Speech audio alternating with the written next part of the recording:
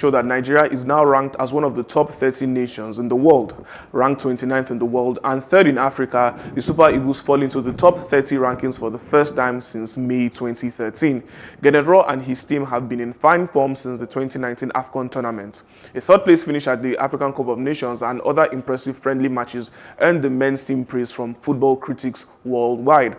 Also, the Super Eagles have a decent record in qualification for the next AFCON tournament. To continue their impressive record, the team has 2 games in October against Ivory Coast and Tunisia. Destiny, what are your thoughts on this? For the first time since 2013, under the big boss, Stephen Keshi, this is the second time that the Super Eagles are getting into the top 30 rankings. What does this say about our senior men's football? Well, I will always say the truth, but on this case, let's be realistic. I think this is actually very, very good. Like, it's good to see. It shows that the Nigerian football, our players, the coaching staff, they're actually doing what they're meant to do. I was surprised Nigeria, they ended third in Africa. No competition was played, so how did that come about? So maybe you're from last year Nations Cup, so they had to just, okay, who won the cup and who came second, and Nigeria actually came third. So fortunately, Nigeria ended third in Africa. And for the world, it goes to show that Nigerian football, it's growing. And in as much as it is growing, I want us to take a focus at our own league. Our own league is also suffering. So let's not just take a focus just on the national team alone. We should also look at the home team, because what affects the home team definitely is going to affect the national team. So this is actually very, very good. It shows that the football is going, but I want us to take a look at what is happening in our grassroots. And with this put in place, I think that a lot of things can actually just happen for the Nigerian football segment. All right, now what would you say about Genedro's coaching staff and their system? So far so good. A lot of critics have said that Genedro has not won a major trophy with Nigeria, but I mean, this is something commendable. Or do you think so? How do you assess Genedro's coaching team compared to what they've done in this new feat? Well, Genedro has actually done his best. It takes time. You cannot just come from Kafachan and come and get a cup or a trophy. I think it takes time. He's bringing in foreign-based players. He's also selecting few from the grassroots, which I think he should have done, like he should be doing, to just get a lot from the grassroots than from the foreign-based players. So I feel like he's trying to set a team. I'm not of the part that he has not done anything. You cannot just come into a team.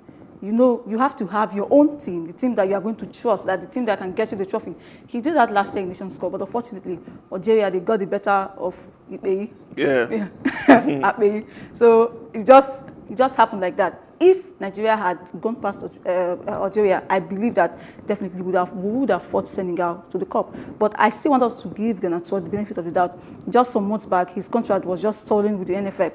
Now we know that he's now stable with Nigeria. He's in Nigeria. He's going to get them forward. So what I want him to do is this: go to the grassroots. We have good guys there, people that actually want to represent Nigeria at the highest level. So I think if he does this, then getting few of your foreign-based players, just mix them up, then you could say that you now have a complete team. Because when you have a complete team up there, a lot of things can happen for you. That was how Algeria won the Nations Cup. All right, definitely. All the best to the Super Eagles, and hopefully they can continue to do this greatly and win a trophy, hopefully. Now moving over to Spain. Now former Barcelona manager Quique Setien and 3 of his assistants also announced on Thursday that they are suing the club for failing to fulfill the terms of their contracts after being sacked last month. They claim they only received written notice of their contracts being terminated on the 16th of September, despite this sacking taking place on the 17th of August.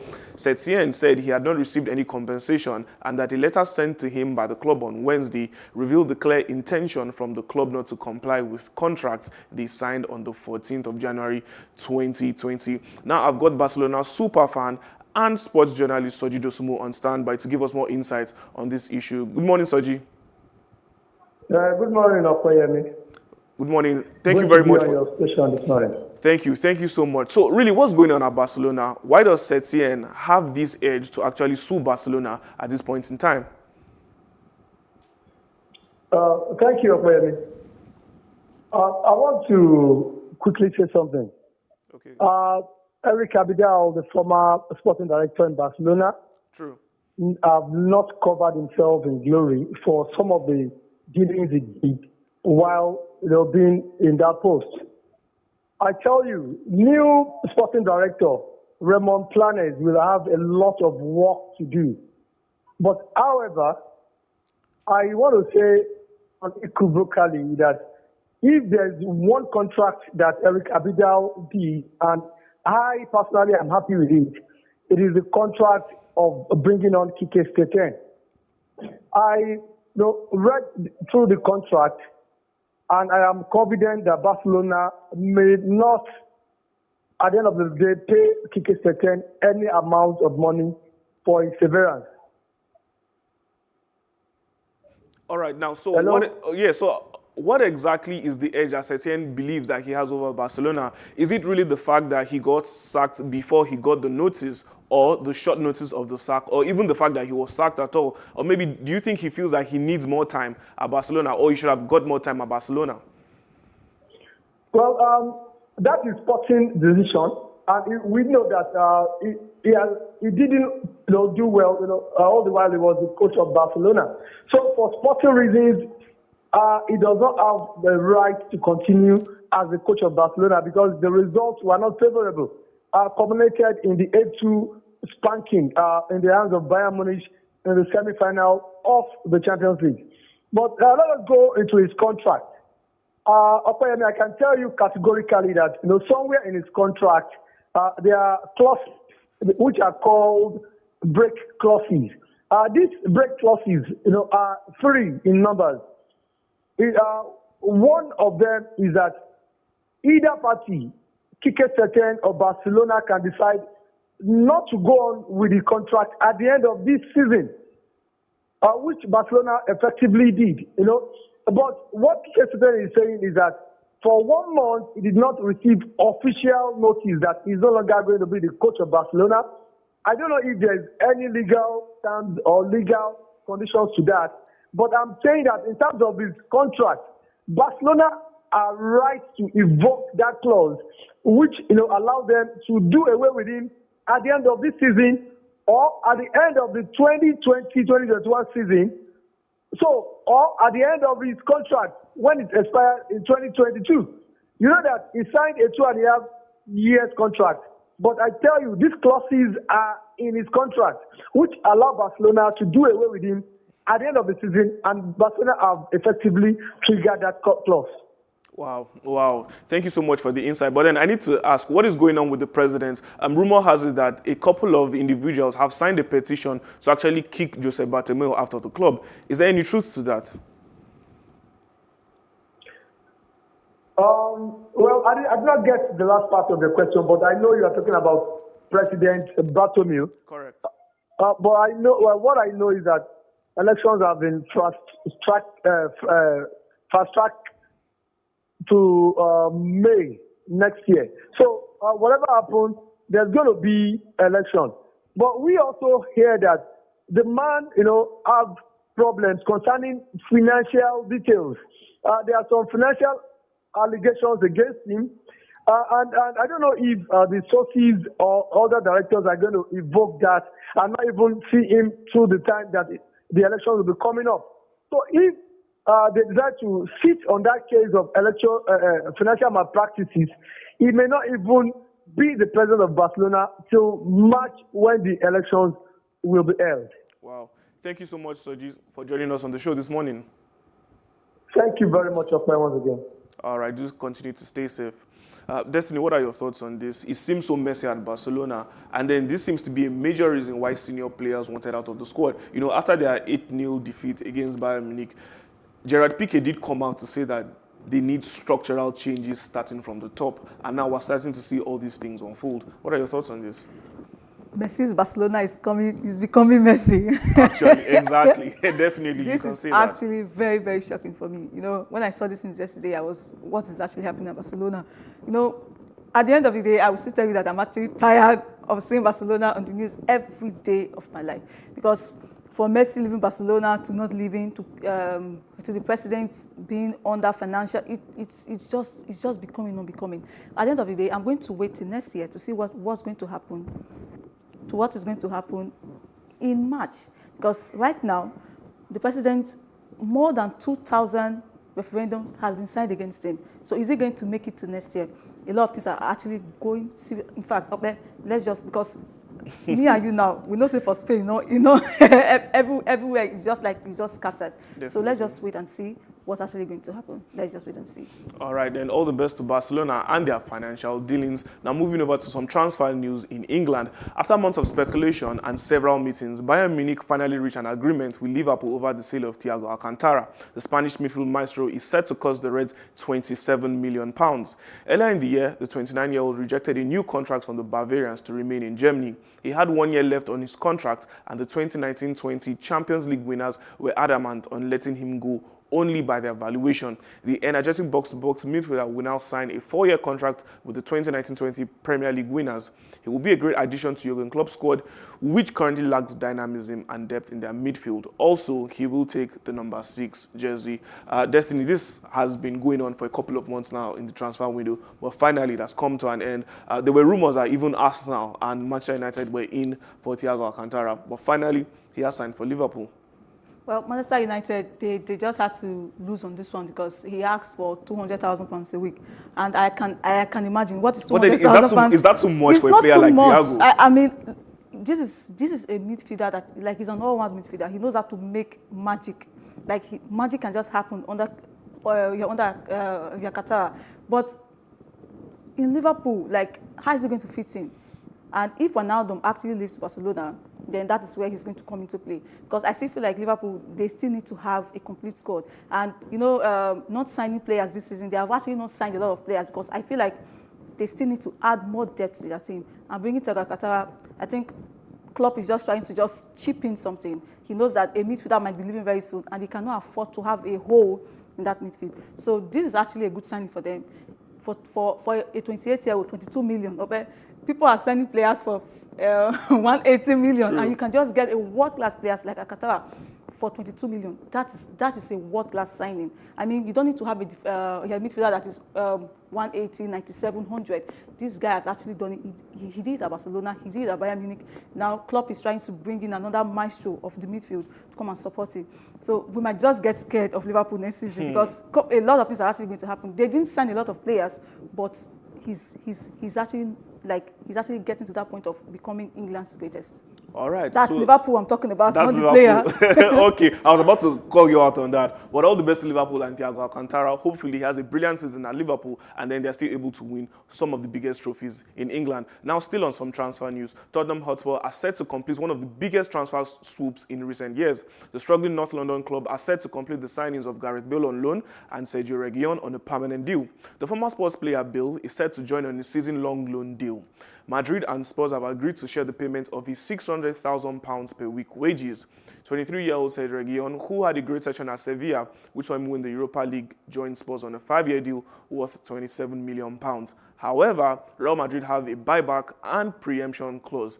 This means that Real Madrid can decide to actually resign Reguilon between 2021 and 2025. Also, Madrid have the right to be the first club to be notified if Reguilon chooses to leave Spurs.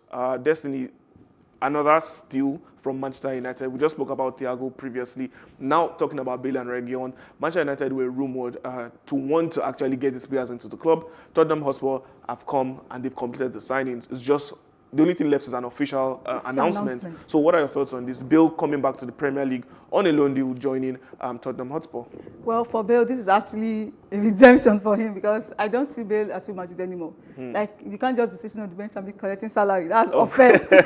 That's free of charge work. And for the other left back, I'm very, very disappointed at Manchester United. But at the end of the day, I'm glad that that deal did not put you. Because you cannot sign somebody and you say that in the next 2 years, we may come back to sign him for 36 million. And when you know that you need a full-time defender and you, just like a 2-year deal, your buyback clause for 2 years, it's like just taking him on loan.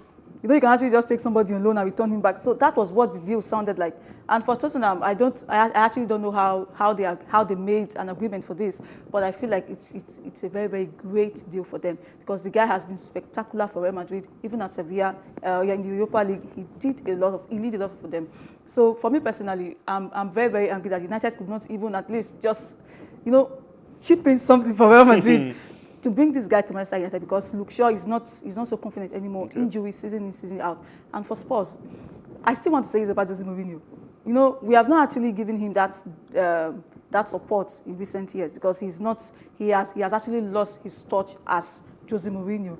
But now let's just see how he's going to grow this team. Now Bale is coming in. Let's see how Bale is going to fill in from the right wing. And a lot of people are actually going to benefit from Bale coming in, while others are also going to benefit from Reguilon coming in because they are both great signings for them. So Tottenham, let's wait and see Europa League. Now they are going to play Europa League, so we're going to see how Bale is going to support them or how they are going to lead the trophy because we know that Mourinho has never gone to a championship competition and lost in the finals. But if he can do this for them, then Mourinho can just go home and say, I'm retired.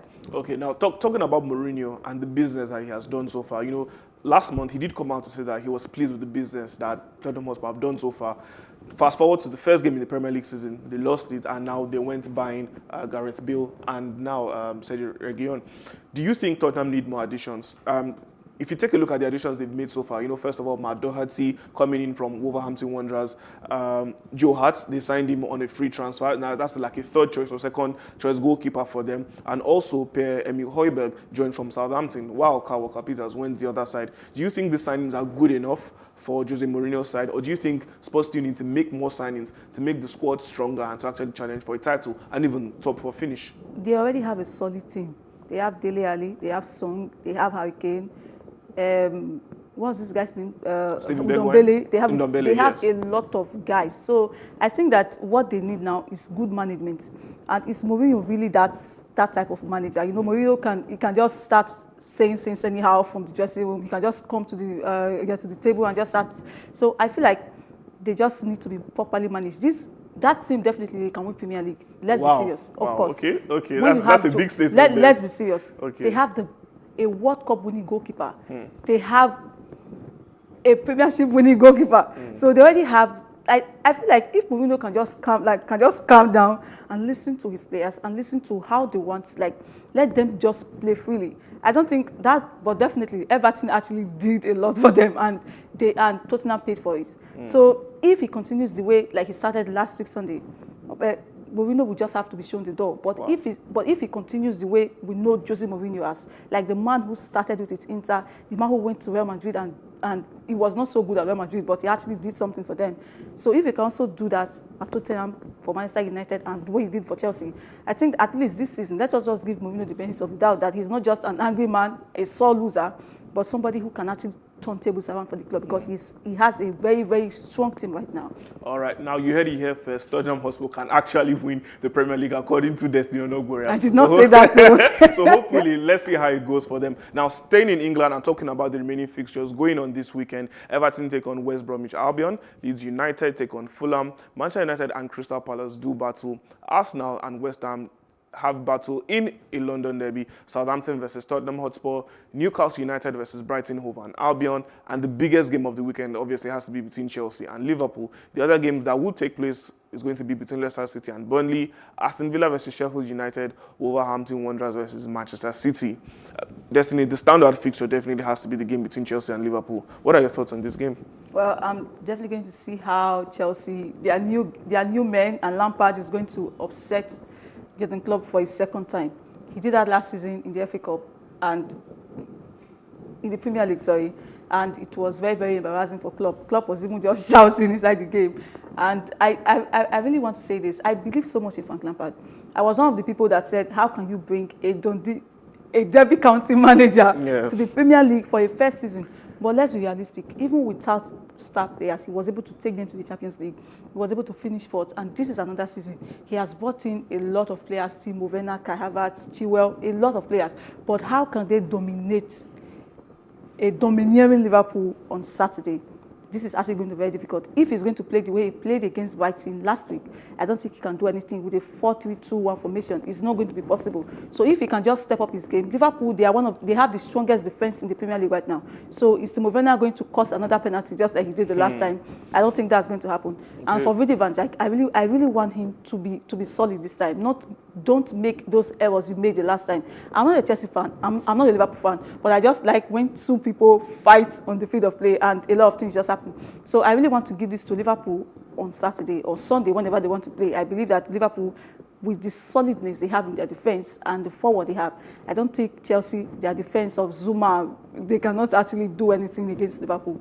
But Liverpool, I actually believe that they can do something against Chelsea. All right, now all the best. That fixture does take place on Sunday. That's the last fixture on Sunday, and it's said to be a blockbuster. Now, also, apart from the Premier League, the German Bundesliga is set to start this today, actually, yes. And it's going to be starting with the blockbuster fixture between Bundesliga champions Bayern Munich and Schalke 04. Also, a Borussian derby takes place on Saturday as Borussia Dortmund and Borussia Mönchengladbach go head-to-head. The Spanish La Liga also makes a return tomorrow as Villarreal host Eibar, Osasuna travel to face Getafe, while Celta Vigo and Osasuna go head-to-head. The big game over the weekend takes place on Saturday when Real Sociedad and Real Madrid face off, while the Atletico Madrid and Barcelona games have been postponed. Well, that's the size of our package for today. I hope you enjoyed the show. Thank you very much, Destiny, for joining me. See you next week. We just talk about the Premier League and everything that happened. Hopefully. Now, the conversation does continue on social media at Plus TV Africa across all platforms. You can follow me on social media as well at Okwe Adibari. This is Plus TV Africa. Big stories live here.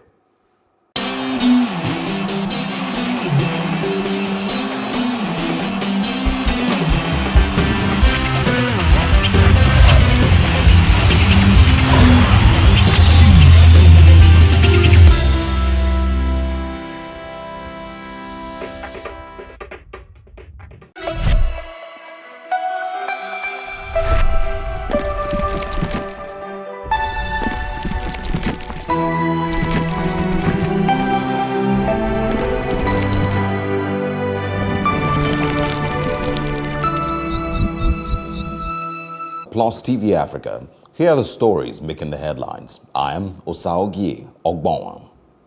The Police Service Commission has dispatched a high-powered monitoring team to monitor the conduct of policemen on electoral duties during the Saturday governorship election in Edo State.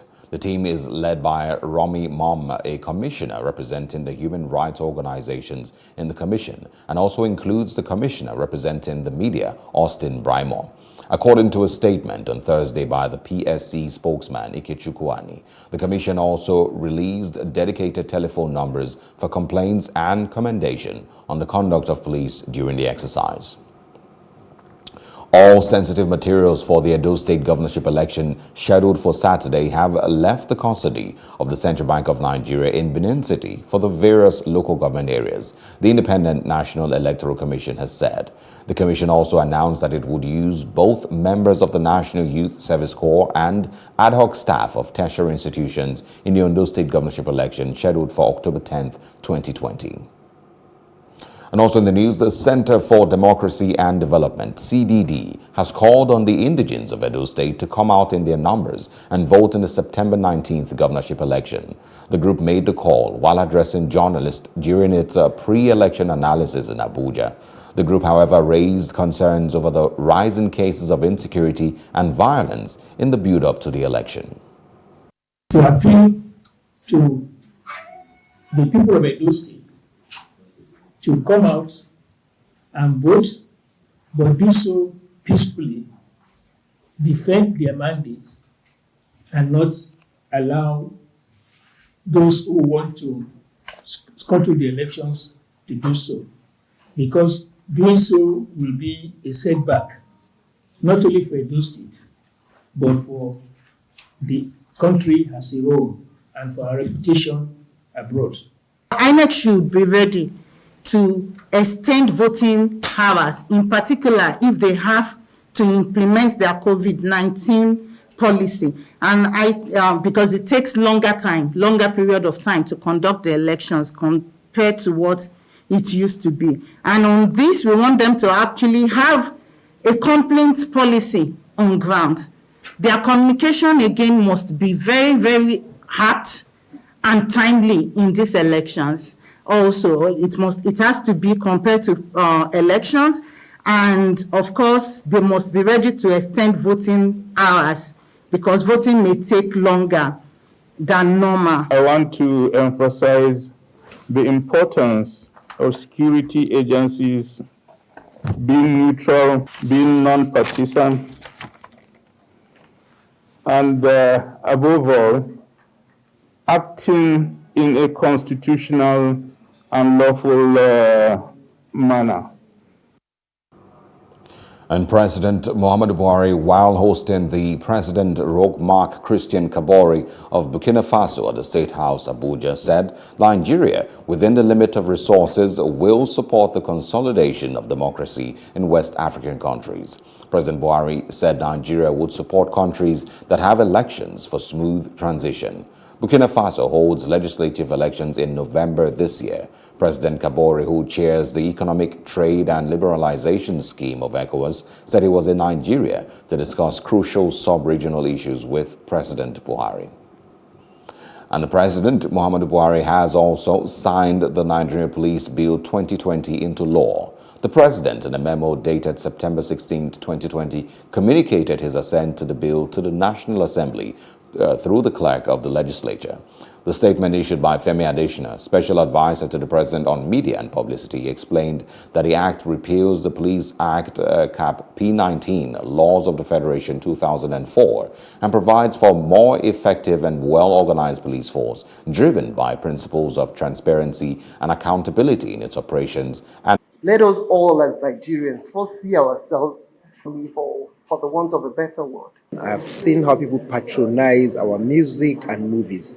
So these music and movies we are talking about has a lot of things concerning our tradition, our culture in it. So what I think my fellow entertainers should try to do is to show the positive aspects of these things, the culture, the tradition, just so people get to understand that our culture is positive, our culture is something they would love to identify with. Nigerian students sponsored abroad for further study. Trying to get this situation resolved, there was no resolution, and we had to have a protest on the 3rd, 2016 and 2019. And what exactly is the challenge with the 2018 batch? Is there any explanation, for the non-payment of theirs? As far as we know, at the end of the day, nothing has been said about what is wrong with the 2018. It's quite offensive to see that an agency that sponsors of the president, to ensure that this leave them stranded. Do they get kicked out of school? What exactly is the challenge here? All of the things you have mentioned are the things that can potentially happen. So I'll give you an instance. For instance, for me, I was due to be suspended in school for non-payment of tuition exactly the day the NADC paid my tuition. That's 28 August. Now, so for others, some may have had one or two ways where they were able to speak with their schools, but fundamentally, a lot of people are not able to continue their studies. A lot of people, even apart from the tuition, the fact that students are living in countries where they have no family members, all the sponsorship of the NADC without the upkeep being paid. And with the coronavirus pandemic, a lot of people do not have jobs to sustain themselves or to even be able to live normal lives. So it is a delicate situation. Most of us have had to, support each other however we can. If one person has an extra 20 pounds today, you send to another person. This was not what anybody bargained for when they brought the NADC scholarship. Okay, and what about the relationship with the schools that you're in and the administration? Has this put a dent in the image of Nigerian students in any way? Yes, I'll give you an instance. I have a colleague right in my own class who got both the NADC scholarship and the PTDR scholarship when she applied, and she of course, knowing the history of NADC, she rejected the scholarship. Every time she sees me in class, she mocks me and she's like, "Oh, you people and your NADC wahala." It's not exactly what anybody wants to hear. It's the same thing with many schools. I have colleagues who, when they presented the NADC scholarship letter, the schools have to tell them to, before we can accept you at all, you have to pay some deposit. Ordinarily, when you go with the scholarship letter, you are not supposed to start paying deposit. The scholarship letter is supposed to carry enough weight for you to be able to resume in school. But now schools are beginning to request that students pay deposits, and for people who are already in school, of course, schools now send us emails to arrange payment plans, because they cannot continue to wait for the NEDC, especially for those in 2018. So schools now arrange payment plans for students, and that's the point. It's difficult for students to pay these things. And even if the parents or family members want to support from Nigeria, at what exchange rate? These are the questions. All right, and quickly clarify, because we need to wrap this up. The funds that we're speaking about now are meant for your tuition and regular fees for living in those countries. Yes. That's to the tune of $30,000 US dollars for each person. So that covers both the tuition and living expenses.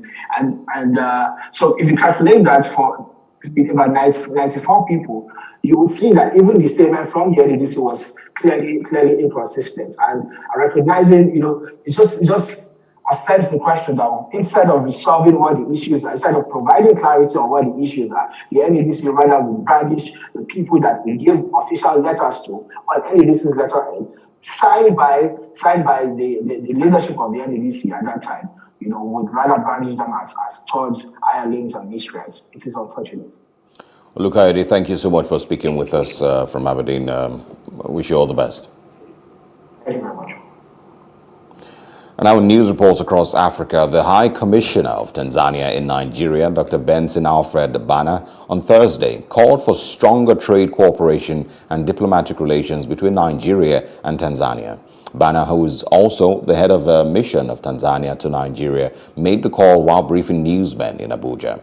He said the relations between the two countries were built on mutual grounds, adding that more needed to be done to attract foreign direct investment from Nigeria to his country. According to him, there is a need to promote intra-African trade under the auspices of the African Free Trade Movement to bring about improved cultural relations and attract foreign direct investment.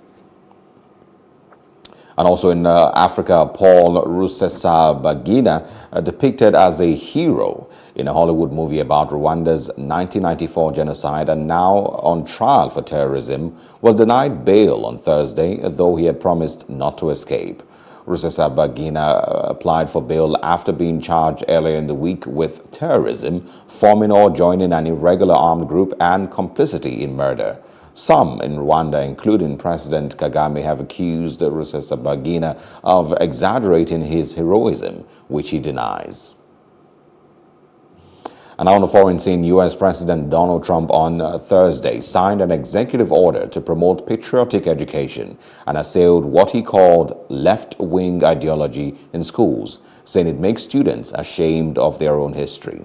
Speaking at the National Archives, Trump said the executive order is called the 1776 Commission and would promote patriotic education.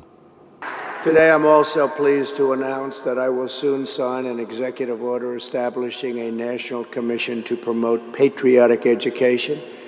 It will be called the 1776 Commission.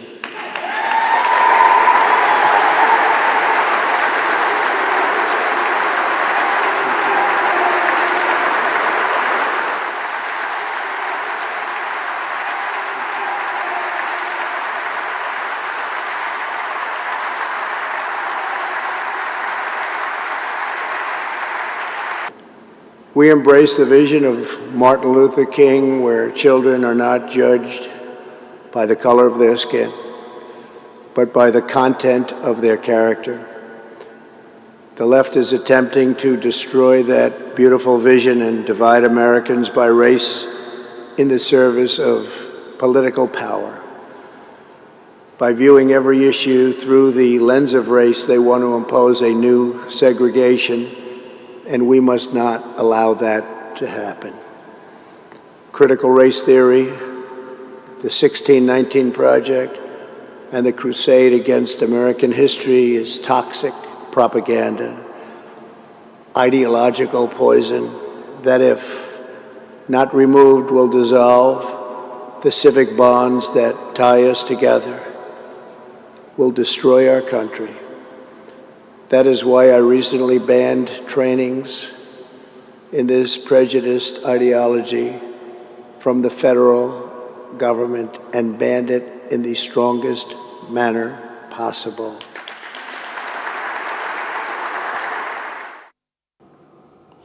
And the federal government has ordered all account holders in the country's financial institutions to register their details again. The order was given despite the possession of the bank verification numbers and the national identification numbers by account holders. This new order was disclosed by the government on its Twitter account, Nigeria Gov, on Thursday. It said, "This is to notify the general public that all account holders in financial institutions, banks, insurance companies, etc. are required to obtain, complete, and submit self-certification forms to their respective financial institutions." The statement read in part. And the United States President once again announced a new round of pandemic assistance to farmers of about $13 billion at a campaign rally in Wisconsin on Thursday, delivering aid to an important sector in a crucial battleground state. Farmers are expected to be allowed to start applying for the new program on Monday. Many things, not only China, not only the $28 billion to our farmers. We did so much, and I'm proud to announce that I'm doing even more to support Wisconsin farmers. Starting next week, my administration is committing an additional, you've been asking for this for a long time, $13 billion in relief to help farmers recover from the China virus, including Wisconsin's incredible dairy, cranberry, and ginseng farmers who got hurt badly. Been after that money for a long time. And we will make America great again. And now in entertainment, a popular Nollywood actor, Chief Jimoh Aliyu, has died on Thursday at the Ekiti State University Teaching Hospital at Ado-Ekiti at the age of 81. The deceased was a highly respected classical theatre arts practitioner with a passionate interest in the life of the community and its cultural heritage, as well as a commentator on Nigerian culture abroad. He is expected to be buried in his hometown in Ekiti State on Friday. In sports, U.S. Open champion Naomi Osaka has withdrawn from the upcoming French Open due to a hamstring injury, she said on Thursday. The 22-year-old Japanese had her left hamstring wrapped in tape when she battled back to defeat Victoria Azarenka at the U.S. Open final at Flushing Meadows last week en route her third Grand Slam title. "My hamstring is still sore, so I won't have time to prepare for the clay. These two tournaments came too close to each other for me this time. I wish the organizers and players all the best," she said. And that's our news roundup of events at this hour. For more news updates, please follow us at Plus TV Africa on Twitter, Facebook, and Instagram. And do subscribe to our YouTube channel at Plus TV Africa. We'll be back later with more stories making the headlines. Do join us. I am Osaogie Ogbonwa.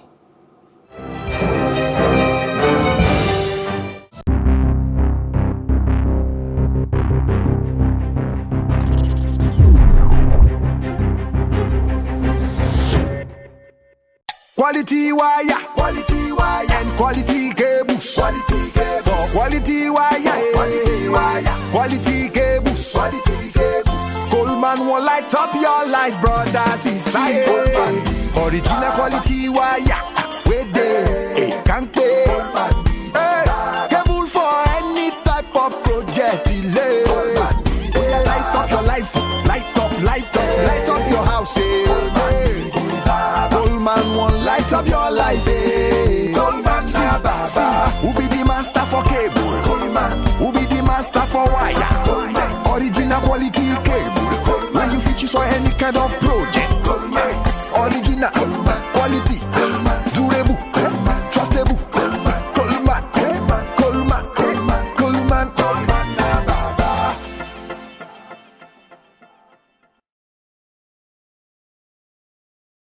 PET CT is turning waste PET bottles into